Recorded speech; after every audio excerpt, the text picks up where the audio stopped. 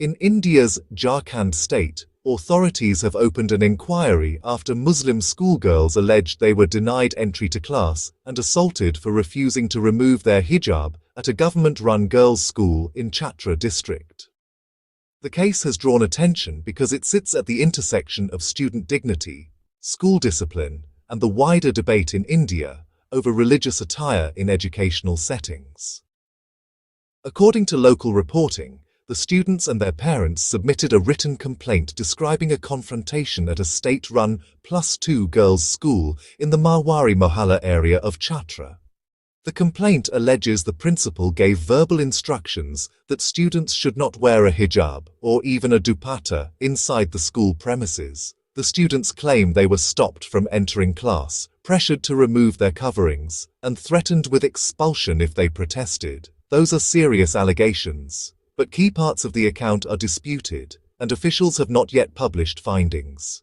The principal has denied the accusations, saying the school's dress code applies to all students, and suggesting the incident has been misrepresented. Education officials also indicated they had not previously received similar complaints during inspections, though they now say they are looking into what happened. After the confrontation, the girls went with their parents to the district hospital for a medical examination. A doctor reportedly said there were no visible marks of beating.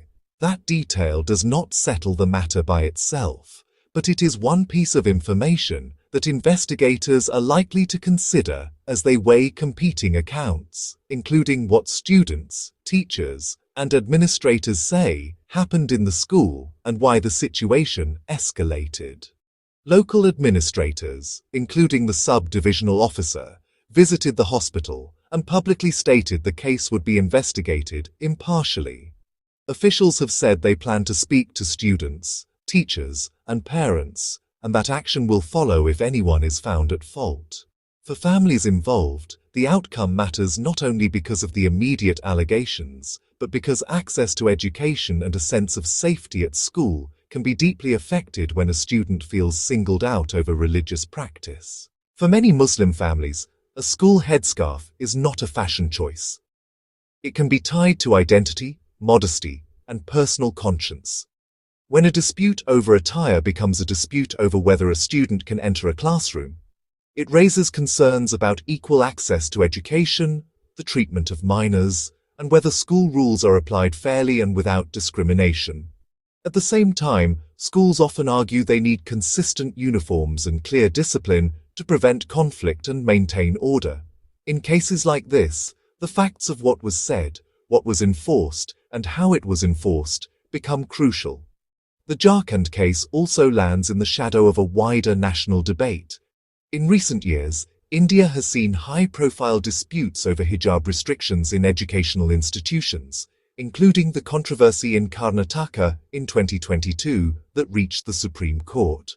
The court delivered a split verdict at the time, leaving the matter to be reheard by a larger bench, and the broader legal and policy questions remain unsettled. Across India's states, rules and political decisions can shape what students experience in practice, even when the underlying questions are still being argued. For now, what is confirmed is that an inquiry has been ordered. Allegations have been made in a formal complaint, the principal has denied wrongdoing, and officials have publicly committed to investigating.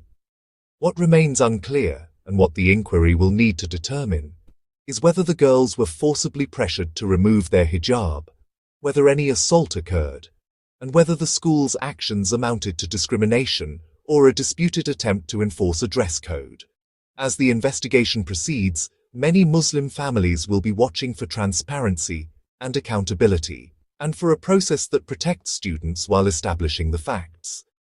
The stakes are simple but significant: a school environment where children are safe, respected, and able to learn, without being humiliated for who they are.